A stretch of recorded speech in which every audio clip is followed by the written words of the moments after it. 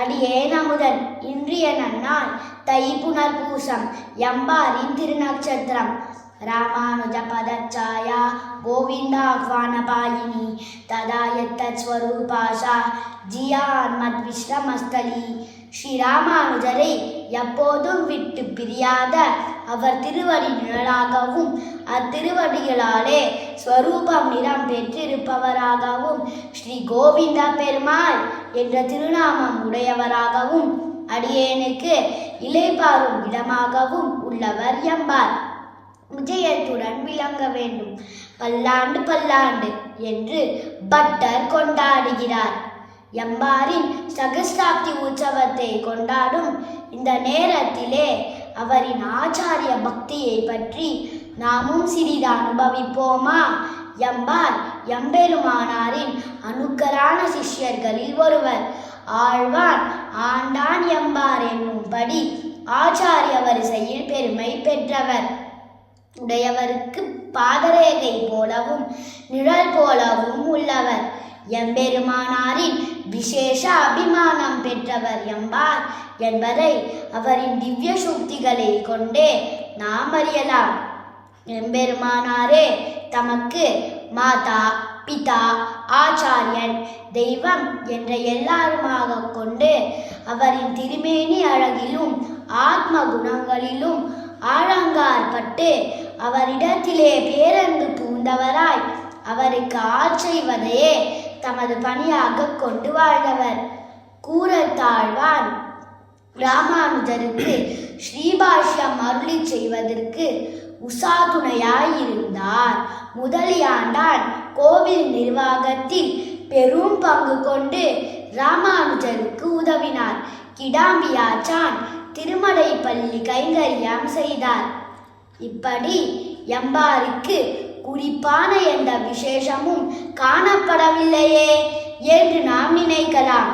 ஆனால் இவரோ எம்பெருமானாரால் மிகவும் விரும்பி தேடிய துணையாக சைவத்தினின்றும் சுவாமி பெரிய திருமலை நம்பிகளால் மீட்டு கொண்டு வரப்பட்டவர்.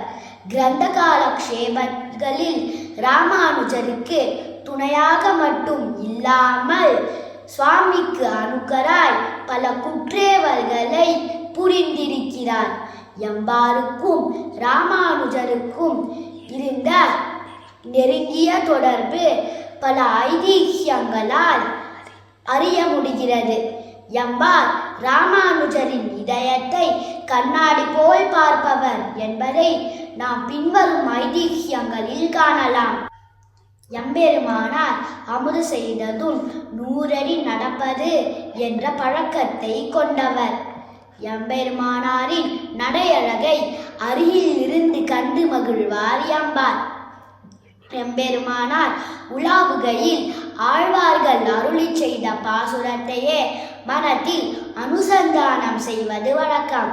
அப்படி ஒரு நாள் எம்பெருமானார் உலாவும் போது வழக்கம் போல் செல்லும் தூரம் செல்லாமல் சடக்கென திரும்பினதை கண்ட எம்பார், திருமாலிருஞ்சோலை ஆகாதே திருவுள்ளத்தில் ஓடுகிறது என்று கேட்க சுவாமியும் ஆம் அப்படியே என்று அருளினாராம். இந்த நிகழ்வு திருவாய்மொழி ஈடு 10:8-3 பிடித்தேன் பிறவி கெடுத்தேன் என்ற பாசுர வியாக்கியானத்தில் பேசப்பட்டுள்ளது.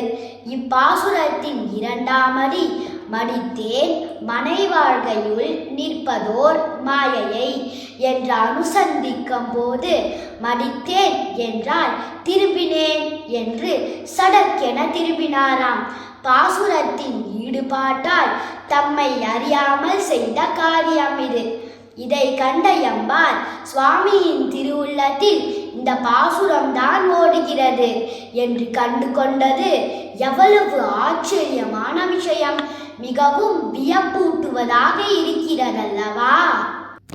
மற்றும் ஒரு விஷயத்தை அனுபவிப்போமா? பெரியாழ்வார் தன் திருமொழியின் நிறைவு பாசுரத்திலே சாயை போல பாடவல்லார் தானும் மனுக்கர்களே என்று முடிக்கிறார். சாயை என்பது நிழலை சொல்லும். நிழல் போல பாடவல்லார் நெருக்கமுடையவர்கள் என்று மேல்போக்காக பொருள் கிடைக்கிறது. இது எனக்கு புரியவில்லையே என்று ஒருவர் எம்பாரை கேட்டாராம். எம்பாரும், அடியேன் இந்த பாசுரத்தை எம்பெருமானார் சந்நிதியில் கேட்டதில்லை.